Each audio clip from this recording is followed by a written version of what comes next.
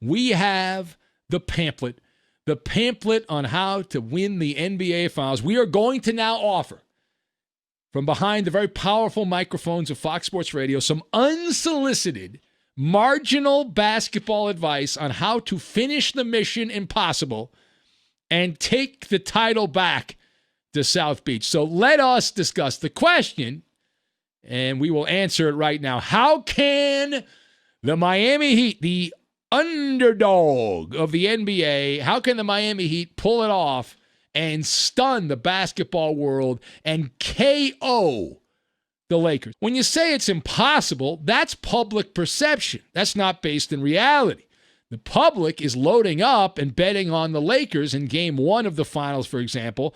The line opened at 4.5 in favor of the Lakers, and here we are the day before the big game, and the Lakers are a 5-point favorite. So it's gone up a half a point, but a good amount of moolah coming in on the Lakers. Now, public perception is important, but it's not reality. The idea that LeBron James cannot lose in the NBA Finals is just flat wrong. LeBron's been to the Finals 9 times before this year. He has a 3-6 record in the Finals. He's lost more than he's won, and even if the Lakers win this year, he will still have lost more in the NBA Finals than he has won. Now, that being said, Miami is clearly the underdog, which is an old reference to dogfighting. We have said for months, the best teams are in the Western Conference. Now, that didn't all of a sudden change overnight. I'm not changing my position on that. We had said whoever comes out of the West was going to win the NBA championship, but you still got to play the games. And so despite that caveat, we have seen quirky things happen because of the weird ecosystem of the bubble, right? The 4 no's. I call them the 4 no's, not Brian No, the 4 no's. No travel, no home court advantage, no fans, no juice. And that's what you got. You got the 4 no's in the NBA. And the Miami Heat, to their credit, they have risen above all these other teams. You look at the big upsets in the playoffs, the Clippers getting knocked out by the Denver Nuggets, the Milwaukee Bucks going down to these Miami Heat, a couple of the big upsets in the playoffs. But the Miami Heat, as we give the Cliff Notes version of how to win, they need to take a chapter from the boxing manual. They call it punching above your weight, right? As Mike Tyson said, his famous quote, the most famous quote of Mike Tyson, everybody's got a plan until they get punched right in the mouth. And so that's what Miami's got to do. The Lakers are the overwhelming betting favorite, as we laid out already.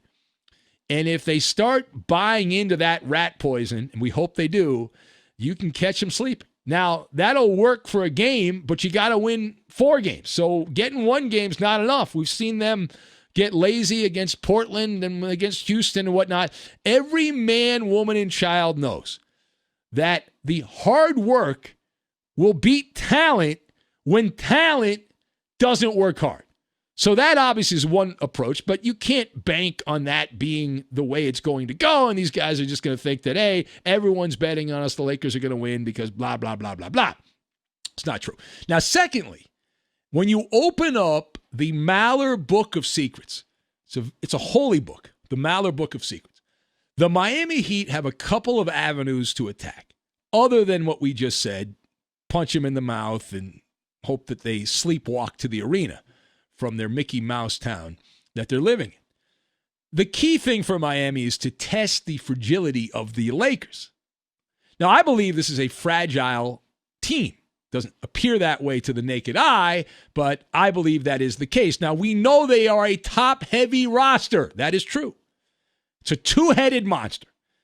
AD and LeBron, period, stop. There's no one else on that team that you have any kind of fear factor for. There's no one else on that team that reasonably you would assume can put the dagger in your heart. And if you look at page 39 of the Maller Book of Secrets, if you want to slay the dragon, you must follow the teachings of Sun Tzu. When your opponent is temperamental, you seek to irritate that opponent. And that's where Jimmy Butler comes in. Jimmy Butler is going to have to harass and pester LeBron James. There is a reason that Jimmy Butler is a 4-time all-defensive team guy. He's pretty good at playing defense. So, and we know he does not mind being an agitator. So you've got to ruffle some feathers. Frustrate LeBron, wear him down, make him work, be annoying. And we have seen in these playoffs that Burger King James does not shoot as well in the second half of these games. He has shown his age. He is not as effective later in games as he is early in the games.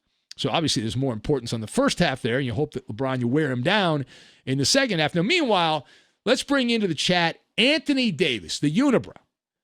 Now, the jury is still out on Anthony Davis. Many people have already made their mind up, but the Miami Heat have an ace up their sleeve here. Bam Adebayo.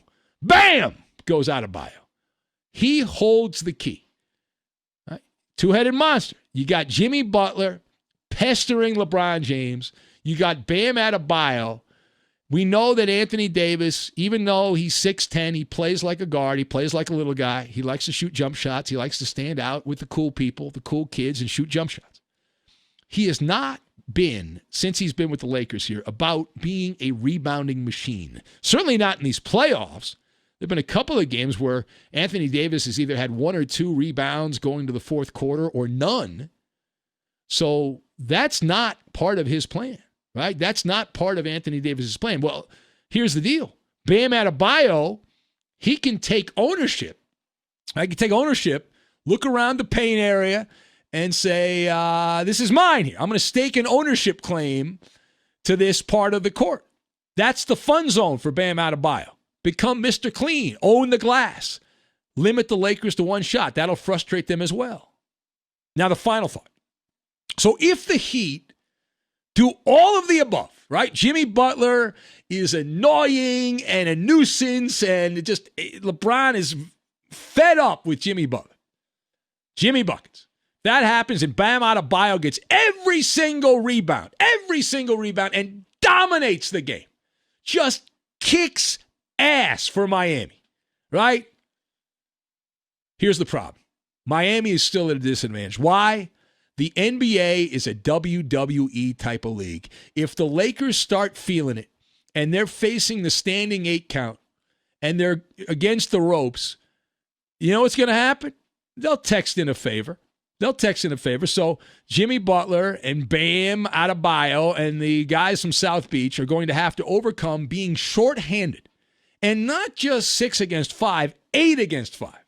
Because LeBron James has the officials in his back pocket. The Lakers were feeling it against the Nuggets. They were lucky to win a game on a buzzer beater by Anthony Davis. They then lost the next game. And what did they do? They called in a favor. They called in to Big Brother. They said, help us out. We're in some trouble here. The Nuggets have us. We need some help. And sure enough, the officials, all of a sudden, you breathed on LeBron James.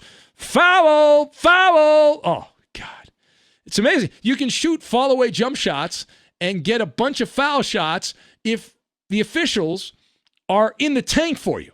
So that is a variable that I have no answer for. I cannot help the Miami Heat. I cannot do it. I wish I could. I cannot do it. I don't know how you get around that. What is the workaround to that? What is the workaround? Because the foul trouble, when you get a couple of star guys in foul trouble on your team and the other team is taking a bunch of foul shots and they're calling ticky-tack foul calls, I don't know what you do with that. So the NBA has always taken special care of the sacred cows. One of the reasons the American people hate the Lakers is that the bias, the WWE, Vince McMahon-style officiating. So the only chance to counter that, this is the only solution I have. And I'm not recommending this. I'm just saying it's an option if you choose to take it. Voodoo boogaloo, okay? Put the whammy on LeBron. All right? Go see a voodoo specialist and maybe just press LeBron's knees a little bit on the voodoo, though. And we know AD's got some gimpy ankles, so just tap the ankle on the voodoo, though. Just squeeze it a little bit. See what happens. And that is the formula that Toronto Raptors used to beat the Golden State Warriors last year. It was voodoo. It was snap, crackle, pop. And bye-bye to Golden State. They're done. And the Toronto Raptors, with the great Kawhi Leonard, were the champions of the NBA. So those are the avenues. Those are the options. That's all I have. And you follow that guideline, those guardrails, and you'll be okay.